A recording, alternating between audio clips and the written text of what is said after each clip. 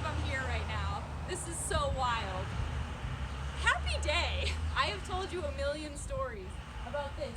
The infamous Plumber School, where all my homies used to roll, and we got into so much good bohemian mischief and merriment, and there's hardly anything in the great universe that compares to it.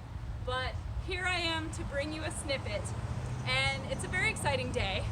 Oh, there's so many props, there's so many things I want to show you. Get in here with me. So first of all, I think maybe I've shown you this before in other ramblings of my bohemian amblings, but this is the way, this is how we was.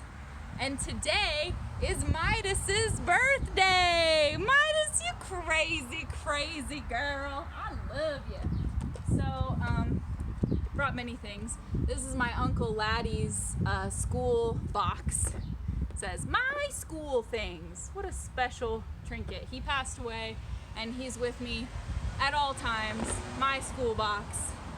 Very cool. Pull up your bobby socks and let's get to it. There's naturally a 1950s clown nose in here. I mean, what else do you bring to school? I don't even know. Some Batman Pez says it all. Batman Pez says it all. Apart from his first high school car, an illustration. It all started when a crook thought I was a statue. He stuck money down my throat, and then my friend asked me if I wanted lunch. I said no because I had 700 carrots in my stomach. That's Laddie for you. I said no because I had 700 carrots in my stomach. Some football helmets, old tractor vroom. Whee! We're at the schoolhouse. It's beyond belief. It's Midas's birthday. I've tried to find ways to connect, get in this place since I did my boogie oogie here like 12 years ago, and today was just miraculous because it's Midas's birthday and the bunny trail led me here. All hail serendipity and trying. Brought my best pencils. This one says, where excellence is expected. Because it always is, kids. This is where excellence is expected. And this is my fatty daddy, my first Ticonderoga. That's a fatty daddy right there. That's a good pencil. Oh, and his taekwondo patch. Well, that makes me emotional. That's a beautiful thing. So, yeah. For you, moo.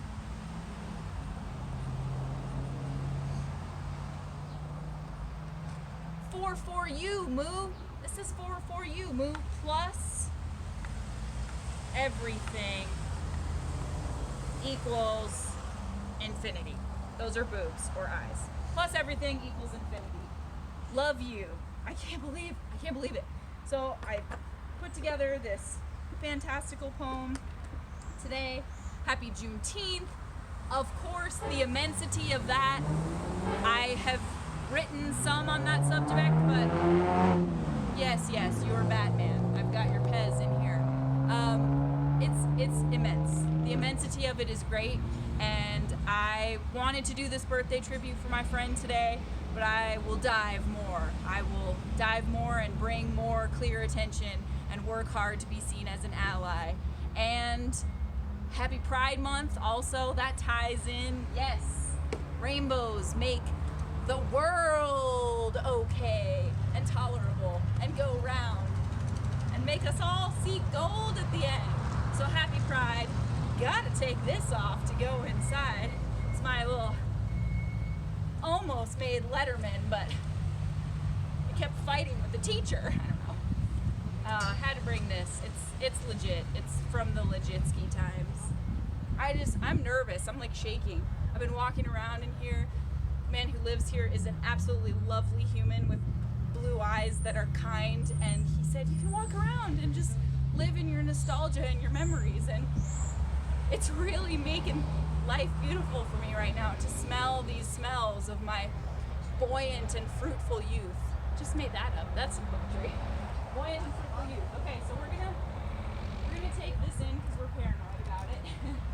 take my little school box in because there's show and tell I forgot to show you, but we'll save it. We're going on a journey. And naturally, you knew I was the type to win a lot of baseball trophies. Gee whiz, haven't I?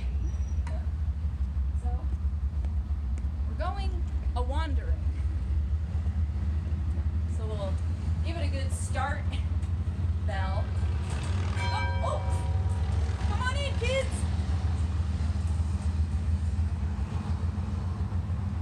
Did I do it improperly? You gotta pull it harder.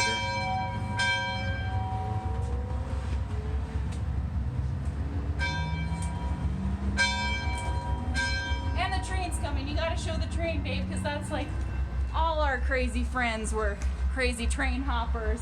They just hop on these dang things and ride the rails. Woo, happy trains. So, it's a place of great memory. We're gonna go see what we can see. There's even the staircase, the stairwell. Smelling the stairwell has made me swell with emotions. Yeah, watch your step there, cinematographer. I'll look out for you. I know it's weird, but I have to hug the banister. Love you. I'm just so happy I'm here, you guys. It's like, I can't even describe it. It's like, my soul is crying happy tears all over. The smells in here, I mean, whew. Smells in here are so dear to me. It's even like just one piece of popcorn on the table, which I really appreciate. Here we go. So I was very excited, obviously, that the chalkboard just happens to say, Spicoli drinks bong. Bong water. Oh, it went away. I didn't force that. I'm leaving my mark. I know my boo would be like, come on, babe, but I'm doing it. I'm leaving my mark. It's what I always, it's like my tag. Spatial and palatial. A cosmotronic trip.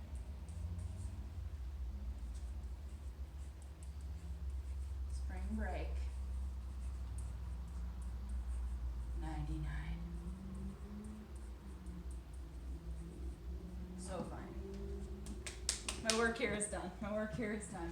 This is a surprise for later. Ooh, I am Twitter-pated with emotions right now. I am overwhelmed by the intense, I'm like snorting the past right now, basically, and it feels really good. I'm quite high on it. I brought my little mini howdy doody. So that's what you do when you're going back to the schoolyard. This probably solves everything, but I don't know what to do with it. It probably is the answer to everything. Not sure what to do with it. And it comes with a little thermos, of course. This is adorable. And this is a real special thing. A little red school book. Do you know that when teachers are given false information about their students, they are fooled? In a recent experiment in New York, teachers were told that one group of students were very bright and that the other group were not very bright. The first group enjoyed their lessons and learned a lot. The second group had less fun and learned a lot less. But in fact, both groups of students were an equal mixture of all kinds of minds and abilities. It's a great lesson, little school book. Sleeping pills and tranquilizers. Whoa! Technical poisons and sniffers. That's a real segment. Injections, state exams, urban schools. Remember, too, not to be too concerned with your own problems. There may be other students or teachers who need your support. A working group can help to get things moving if its actions cause discussion and activity to spread, differences of opinion, and clashes of interest. This is very useful stuff, you guys. Better teaching, duties. Yeah, it's good stuff. Go to the authorities, always. Little Red School Book, brought to you by Learning. And this is old school Bakelite Dog, 1 + 1 = 2. They're learning really vital stuff here, people. Bakelite, one of the first plastics. I'm sweating with just excitement. I'm just shaking in my little schoolgirl skirt. But yeah, I just love this. We used to write like the dirtiest and most poignant and most beautiful life equations on this. Summer bucket list they got up there, = MC², F = MA, Mr. Hand. Good stuff. A land beyond, that shouldn't be erased. It's a really good one too. Keep it. Land beyond. Life. I feel smarter already. Steady, steady. We're gonna do poetry. We're gonna get to it. See? Aha. Poems. Perhaps I'll stand. I feel a little more like, I just feel so jittery. I feel like I gotta be in it. All right. I'm so happy to be here. Okay, it's quite toasty. My curls are falling out. I'll make sure the girls aren't falling out though. And apples. Give your teacher one. The more you know. So also holler out there to Stealthtron and Slammin' and Zim and JP and all the other OG Alley kitties that hung around these parts. Love you with big old parts of my heart, y'all. And oh dear, I'm gonna have to do a dance for you, aren't I? That it's gonna be really loud, right? It's gonna be really loud. Just humor me and do the cute thing I said I wasn't gonna do, because I really need that one to stop. We can't be having that. That's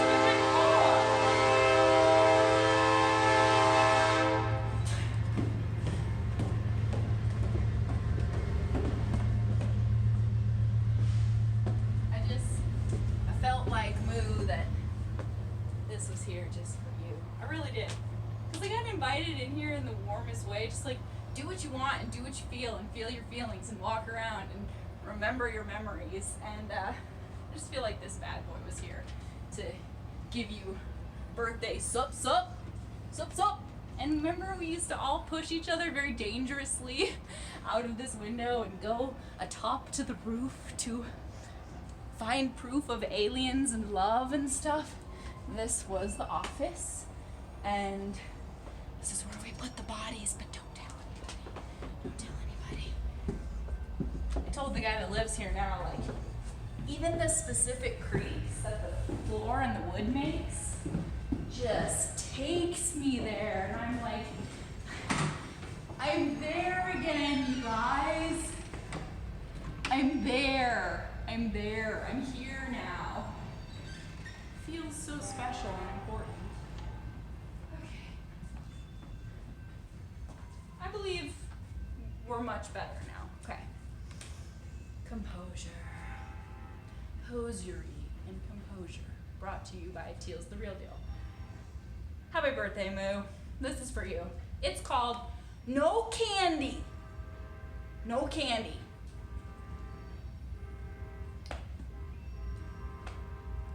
Well, now you're really just being extra. Now you're really just, now you're just showing off, Train. Being a pain. Okay. No candy. When we met, you wore floral sweaters that seemed better suited for a kindergarten teacher and were much too drab for you. Your pure glacier eyes of blue always shone through, but your whole firecracker vibration was practically stuffed in a hall closet and hidden from view. You had eyes always asking, is this okay? Is this fine by you? There were hooks in your energy from every direction. You had beautiful black curls, and your gaze made otherworldly connections. So naturally, everyone was reaching for more than their fair helping. In those days, we did a whole lot of social delving. We invented stupid shit because it was some random Tuesday. Once we tired of that, we came up with a new way. Remember those arrogant mealy apple boys? How cool they thought they were? A lot of that is a blur, but I do remember for sure that I came up with cinder block dancing. You were there, and I was staring at you, romancing you in the strangest possible way, inventing things like cinder block dancing, because I had no clue what to say. Everyone in the middle had to do a little dance and involve the cinder block in some sort of vital choreography partnership. Some of those nights slipped my mind, and that's okay. We were wild and confused beasts at play. I confessed my first inklings of lush, or what I thought must be a new kind of love, for you, in a French accent, wearing a beret.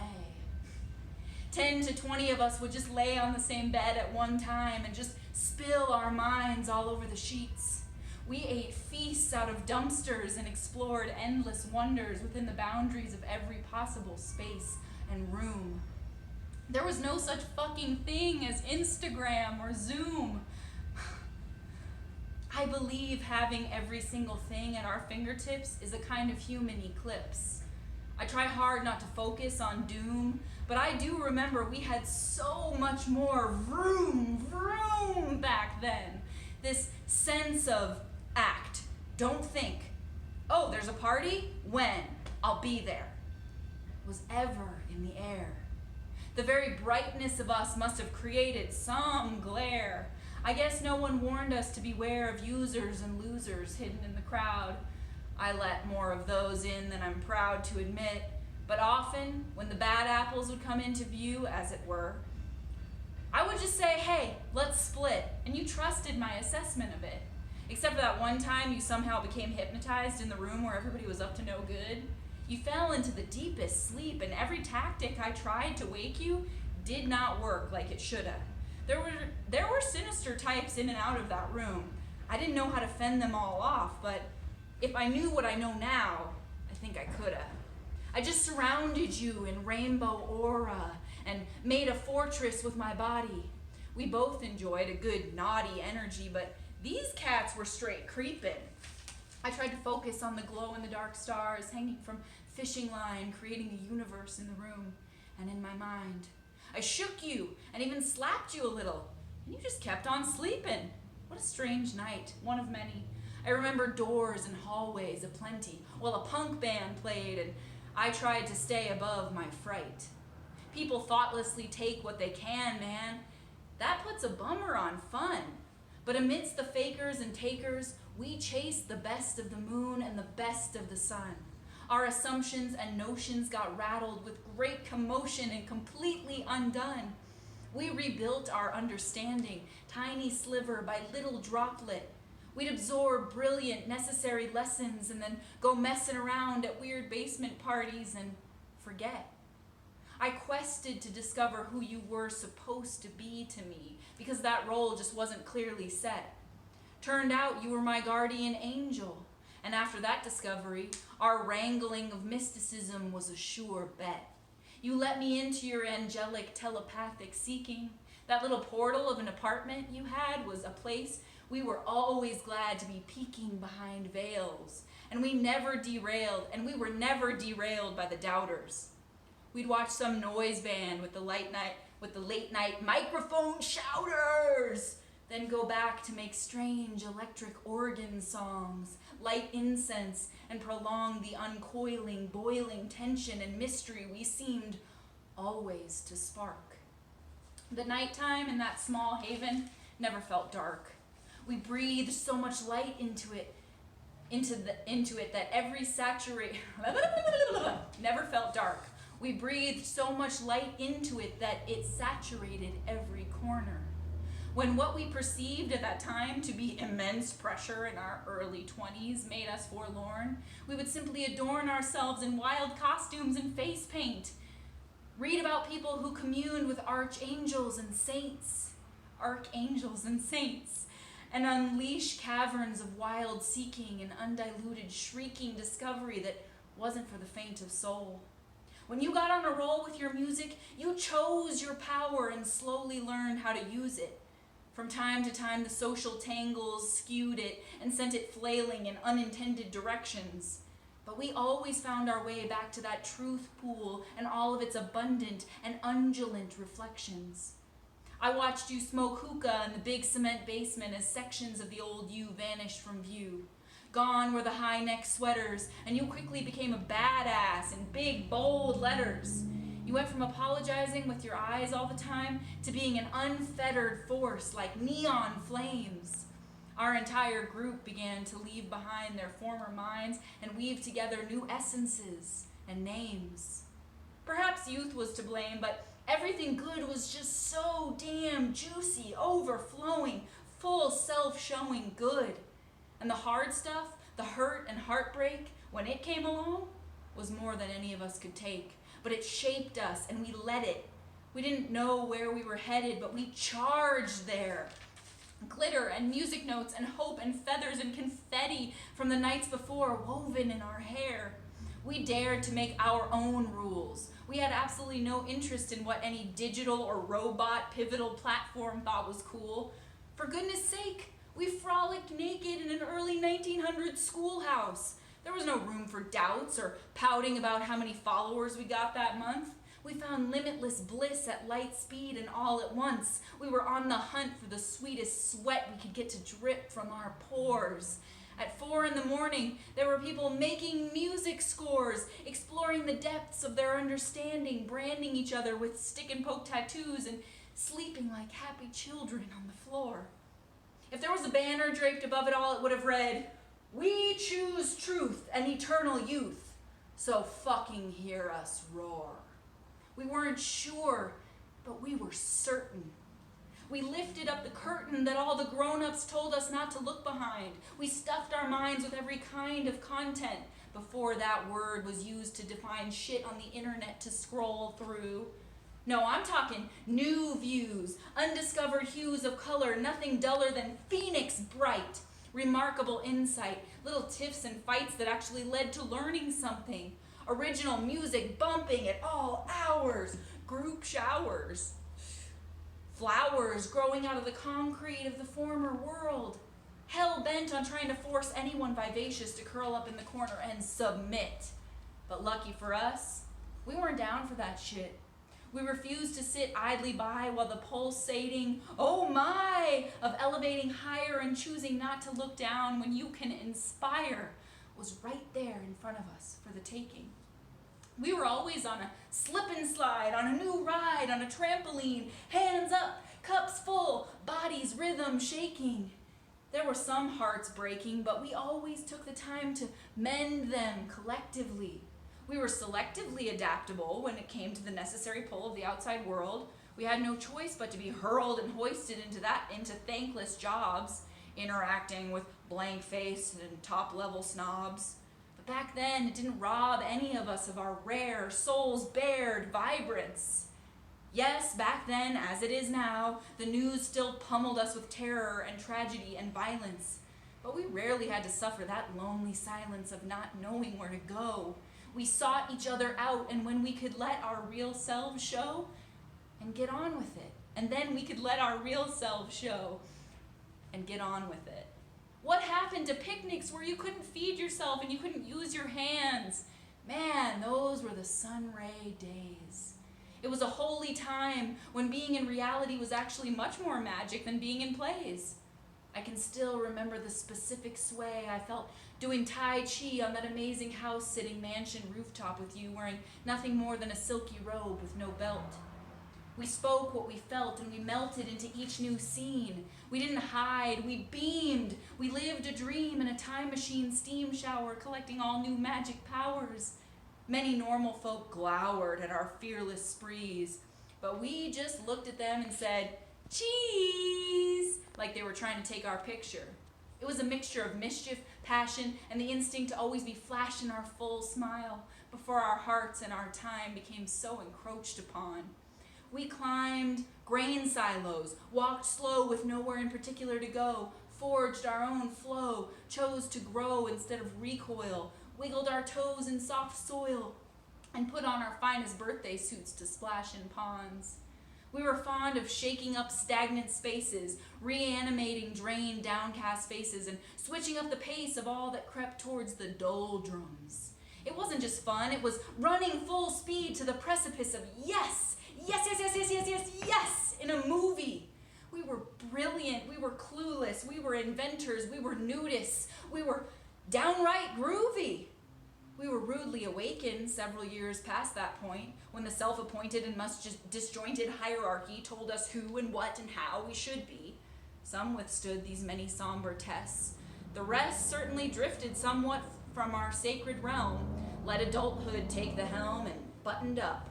But you and I, oh, we can't deny we're still strutting our stuff. That prismatic, never static, sometimes erratic, proud to be dramatic electricity that exists outside those lines. And teachers, electricity that exists outside those lines the teachers told us to stay in. In that way, my forever friend, we got ourselves a big win. But whereas I used to share so openly, nowadays I reflect on all that I wish to give the world and often don't know where to begin. Back when there wasn't any 4G, 5G, streaming TV residue on our skin, I felt like I had less than no hesitance to dive on in. I grin like crazy when I think of the kitchen spells we made on hazy summer afternoons. The tunes that flowed out of you seemed gifted straight from something sacred and only slightly out of view. Boo homes, we were tapped in. I can't pinpoint when it started to feel quite a bit more uphill slanted, when starry night wishes started to get clogged in little crevices instead of miraculously granted in the form of more than enchanted soirees. Damn, kid, those were the days.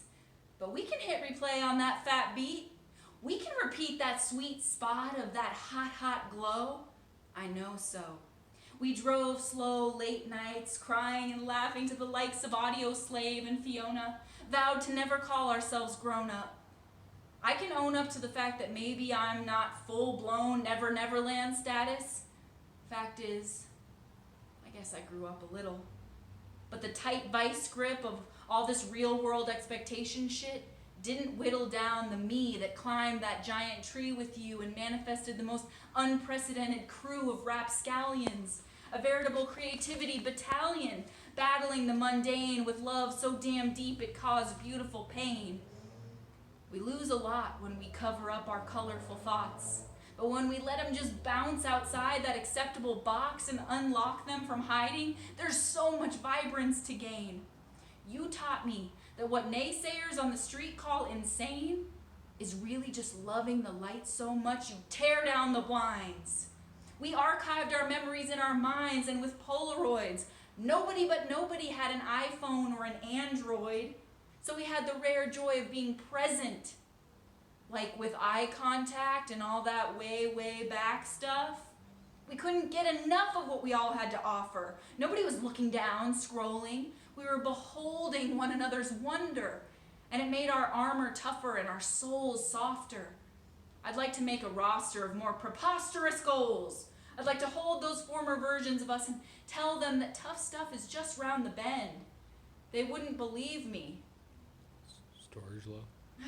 They wouldn't believe me, but I'd warn them the future is strange, sometimes deranged, sea changes of robot hypnosis, a disarming, often alarming blend. But I tend these days to lean on trusting that as much as this new world keeps thrusting us towards competition and algorithms made by yes men, we don't have to surrender with them. And the unknowns don't own us.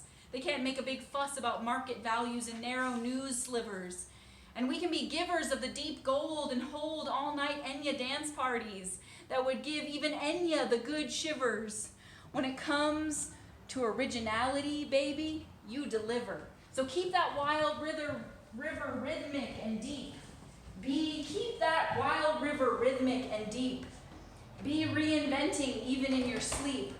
Homie, you know you're one of my forever favorite peeps. You're one of my forever peeps. We made big old bounds and leaps and found that nothing out there in the vastness completes us. It only feeds us and leads us to the next self-reflection. Scavenger hunt, self-reflection, scavenger hunt. Never stunt your spirit's growth with something so morose as the threat of failure or fumbling, or even tumbling all the way down that big-ass hill you just made it to the top of. Just be love, be it. Don't need it or compete for it, be it. Get back to the vertical with your scraped up knees, breathe. Look that damn fear right in its ugly face and defeat it. Climb up again, even if it takes all you got and then some. Remember when we used to run over the bridge just to hear its music?